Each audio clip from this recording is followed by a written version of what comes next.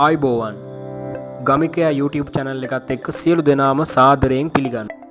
ඉතින් අද මම ඔයාලට අරගෙන ආවේ රුසියානු යුක්‍රේන යුද්ධය හා සම්බන්ධ අලුත්ම උණුසුම් ප්‍රවෘත්තියක් අරගෙන. රුමේනියාව කියන්නේ ලංකාවේ අපිට අමුතු ආගන්තුක රටක් නෙවෙයි.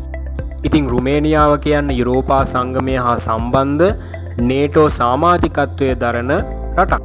ඉතින් මේ දින කිහිපයකට උඩදී රුසියානු ඩ්‍රෝන යානා කොටස් යුක්‍රේන රුමේනියානු දේශ සීමාවට පතිත වීමත් එක්ක NATO සමාජිකත්වයේ දරන රුමේනියාව ජනතාවගේ ආරක්ෂාව උදෙසා ආරක්ෂිත බංකර් සෑදීමට ආරම්භ කර තිබෙනවා.